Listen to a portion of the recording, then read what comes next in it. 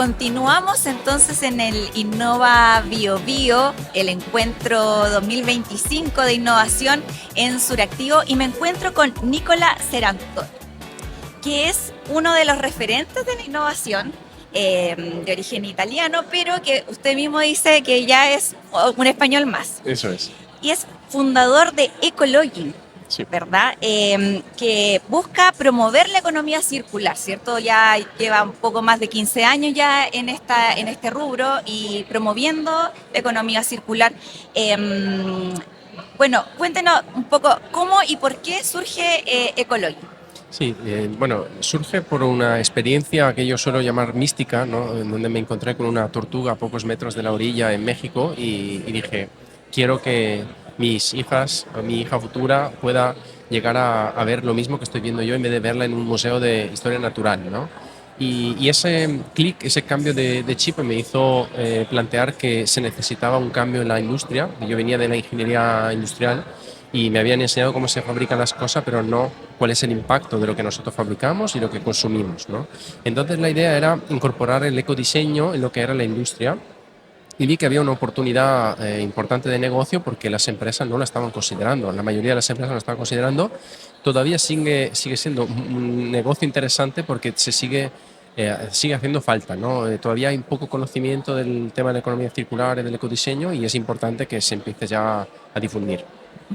Esto, bueno, hace 15 años atrás, una idea que, como bien decía, no estaba tan presente en el momento de desarrollar empresas, desarrollar o sea, desarrollar distintos emprendimientos y trabajos, pero aquí está la cuota de innovación, ¿cierto? Que era tener una mirada distinta de cómo hacer economía, desarrollar economía, pero sin dejar de lado la sostenibilidad.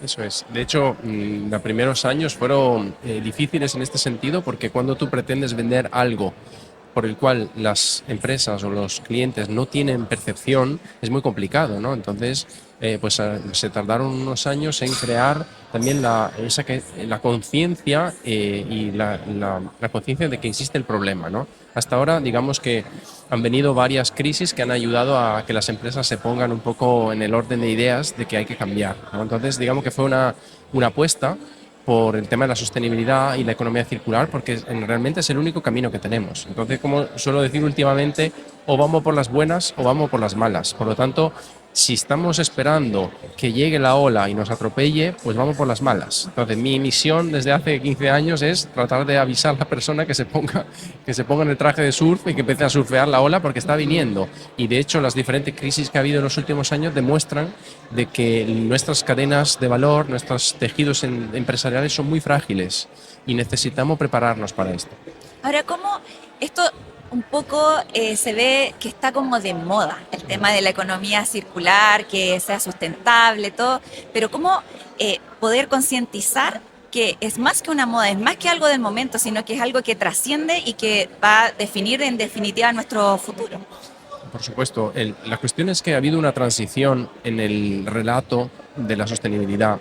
La sostenibilidad en los años 90-2000 se comprendía o se entendía como una especie de responsabilidad social corporativa donde yo hago daño pero trato de limitarlo, ¿no? Y creo que hoy en día ha cambiado de vestimenta y es más un tema más estratégico. Las empresas han entendido que no es una cuestión de un departamento de calidad de medio ambiente, sino que es una decisión estratégica, porque fundamentalmente tienen que liderar una transformación muy fuerte en las cadenas productivas, cómo produzco, cómo genero el valor que genero, pero también cómo lo entrego al usuario. El usuario, el consumidor, el cliente, ha percibido que la situación no está bien a nivel mundial, que tenemos mucho derroche, mucho residuo, mucha contaminación, muchas emisiones. Entonces, hay, digamos, una dualidad de problemas que las empresas tienen que afrontar de manera simultánea y esto hace que ha pasado de ser el departamento que era una persona, no digo un pasante o un becario o alguien metido en una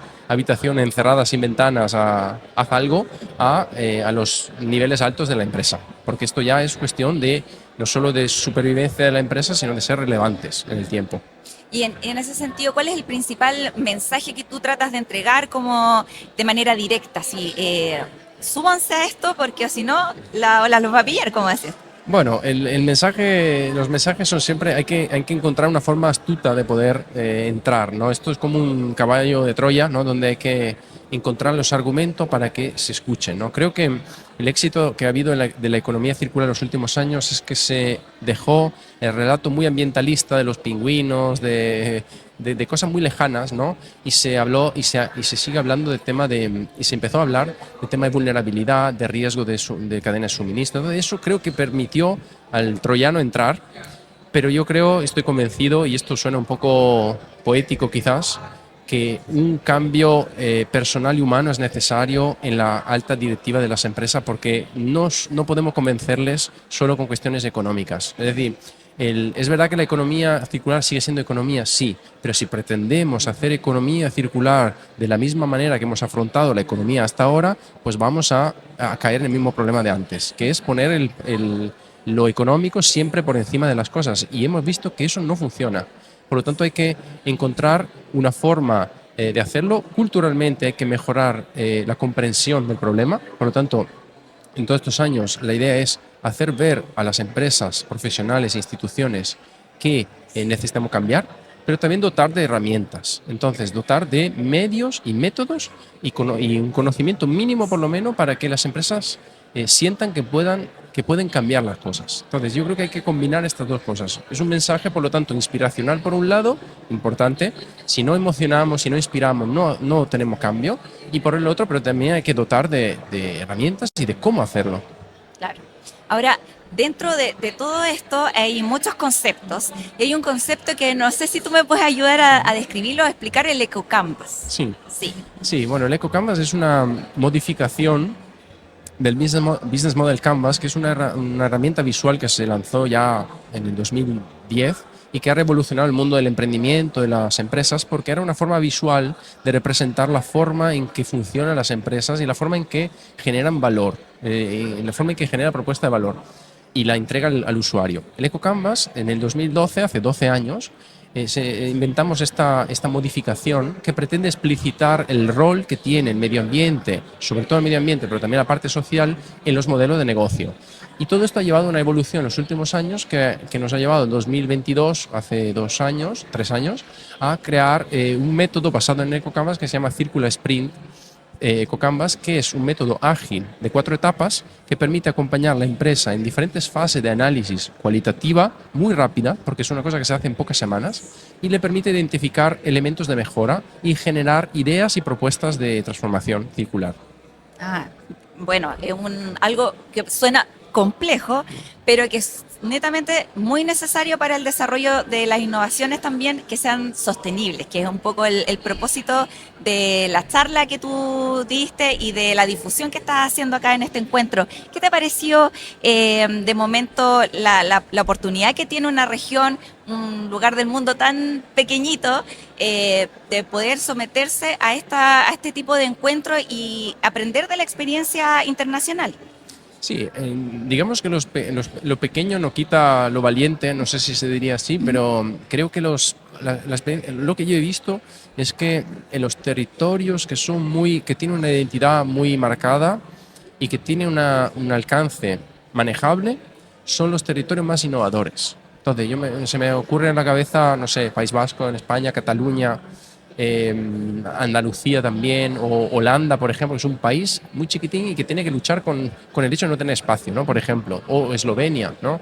Que son países que fundamentalmente tienen un perímetro definido, no son excesivamente grandes, pero sí que tienen una idea muy clara de lo que quieren. Y creo que tratar de aportar y de trasladar experiencias que se están viendo en otra parte del mundo aporta mucho porque nos damos cuenta que no estamos solos. Seguramente en sala hoy hubo alguien que dijo, es que esa idea yo la tuve. Entonces, pues toma coraje de que se pueda hacer. De hecho, no estamos inventando la rueda. Es decir, muchas de las soluciones se van copiando de un lado a otro, pero se van también tropicalizando. ¿No? Es que ojalá se pudiese copiar tan fácilmente. Por lo tanto, la oportunidad es el primer emprendedor o emprendedoras que agarra una idea que está funcionando en algún lado, la tropicaliza, aquí que estamos en trópico en C, ¿no? La tropicaliza y la hace suya y la contextualiza a la idiosincrasia de Latinoamérica, porque también un tema que ha salido en la charla es que muchas veces la economía circular es muy casi europeocentrista, muy del norte y no es así. la forma de vivir, la cultura en Latinoamérica es diferente. Entonces, hay muchas cosas en común, obviamente, pero creo que se puede abrazar el cambio, la innovación regenerativa, la economía circular regenerativa de una manera más autóctona, y creo que es el camino correcto, porque no, una solución no va a valer para todos. Y Entonces, siempre el primer consejo es atreverse al final. total, Ujú. total. Ya pues, Nicolás, muchas gracias por acompañarnos, por tu tiempo y sigue disfrutando de este encuentro de innovación en la región del Biobío. A ti, muchas gracias.